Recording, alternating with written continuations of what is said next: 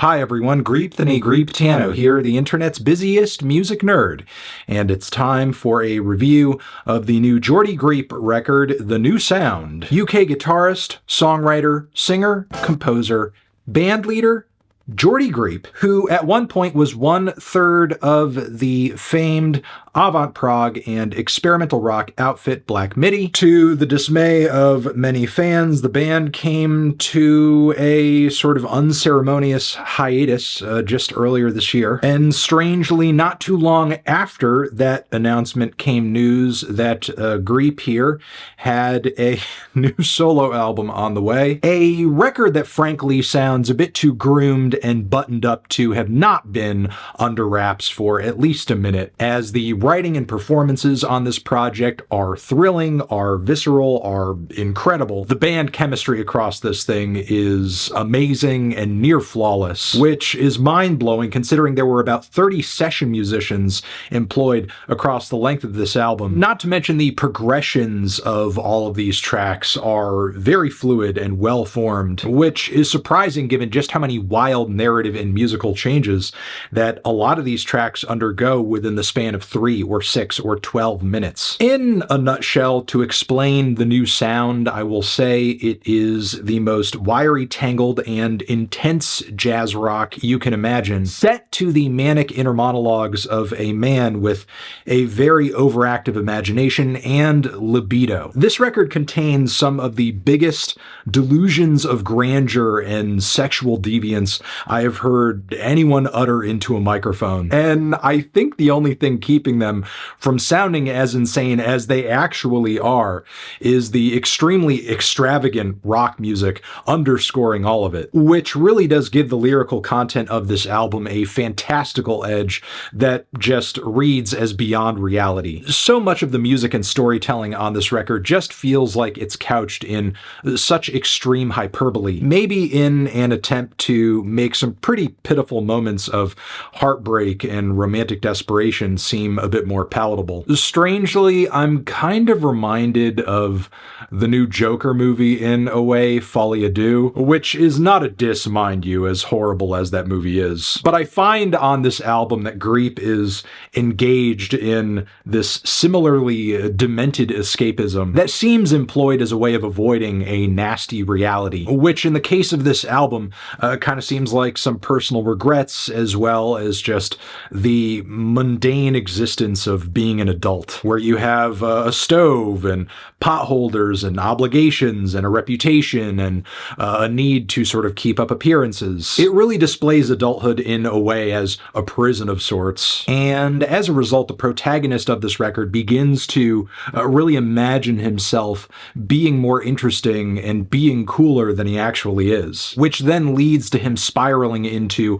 all of this compounding shame and self-loathing that is kind of wrapped in this fear that he is not going to be remembered into the future. That despite all of his efforts, in the grander scheme of things, he doesn't really matter. If you printed the lyrics of this album out and handed them over to some of the world's top psychologists, I imagine they would have to compile them into a new disorder for the DSM, which, okay, maybe that statement is a bit over the top, but I do want to make clear that the new sound here is really quite the statement, and is truly Greep upping the ante on a lot of what we've heard him contribute to many a Black Midi record thus far, especially on Hellfire, where he had this tendency to embody these very strange, over-the-top, egotistical characters. And like a lot of very good personal narrative writing in this respect, Greep kind of blurs the lines between the role and the role player, almost as if he's a wrestler playing heel. Because I think a lot of the time throughout this record, Greep is using the music on it to sort of live out wins and process losses, and maybe dealing with moments too where he personally feels small. Because a lot of the time on this record, he's just creating these mad displays in order to build up the power or infamy of a protagonist. Like in the second half of Holy Holy, where he needs a partner to basically play into all of these complete shows of dramatic emotion emotion, just ridiculous interactions where she's slapping and kissing him after he says her pussy is holy, or calling him a great dancer and making him feel or seem taller. I could methodically go over every salacious and insecure line on this record, every mention of coming, rejection, money for sex, or itchy loins. Maybe even unpack all of the cuck and sugar daddy stuff on the track As If Waltz. And I could further theorize as to what's real on this album, what's not. But honestly, I don't think we're supposed to know. Greep does make it pretty clear, though, that he is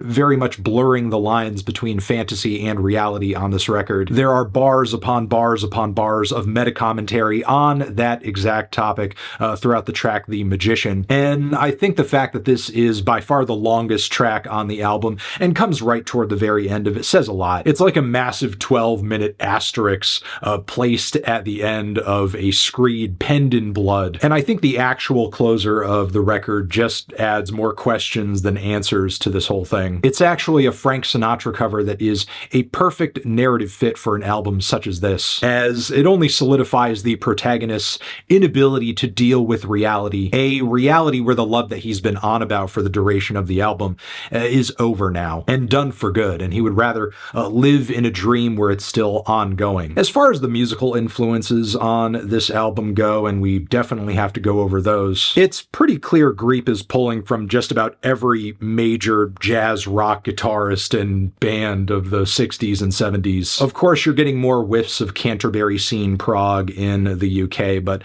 his influences on that front were made already pretty clear by just about every Black MIDI album thus far. Add in some of the Japanese jazz and jazz fusion bands that have caught on in recent years on the internet and gotten some really strong cult followings in the West. And then on top of all of that, bring in tons and tons and tons of Brazilian tropicalia, which is really one of the most predominant influences on the entire record. And given that, I'm not really surprised to hear some of the sessions on this record were done in Sao Paulo. I'm also not surprised to hear Black MIDI member Morgan Simpson also took part in the percussive end on some of the tracks of this record. I mean, some of the material on this record has been played live before in the context of Black MIDI shows. However, hearing the new sound here and its many tracks in their full context, I have to say I'm not all that surprised that Greep broke off from the band to make this record, because I don't think this album could have existed in the context of a Black MIDI discography, because the entire record is too wrapped up in a single character portrait of sorts. Really one man's crisis of powerlessness and irrelevancy. Yeah, it's just too deep in that hole for it to feel like it's the result of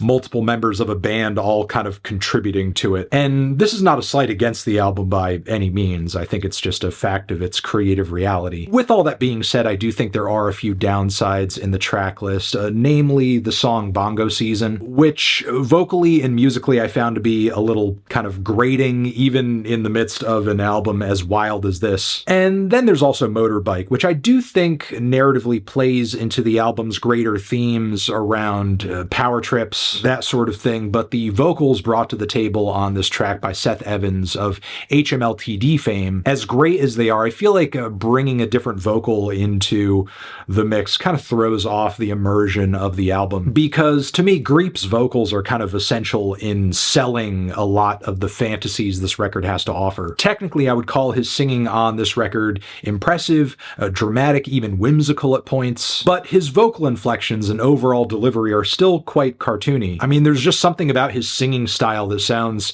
very toady and naturally as if he's putting on an act of some sort. Me, me, me, me, me, me, me, me, me. Oh God, what are you doing? Oh, I'm a Greep. Please God, no. I'm a weirdo. I want to pay you to, do some stuff. Okay, all right. Well, unlike that, the act that Greep is putting on is an incredible one. Lyrically, Musically, there are some points where the record here diverges from the character portrait a bit too much, in my opinion, but still, as is The New Sound, is a very special album. A relentless, kaleidoscopic, vibrant fever dream of sorts that I see myself returning to over and over with the same passion and hunger that I do any past Black Midi album, which is why I'm feeling a decent 2 strong 9 on this one. Transition, have you given this album a listen? Did you love it? Did you hate it? What would you rate it? You're the best, you're the best. What should I review next? Hit the like if you like. Please subscribe and please don't cry. Hit the bell as well. Over here next to my head is another video that you can check out. Hit that up or the link to subscribe to the channel. Anthony Fantano, Black Midi, Greep, forever.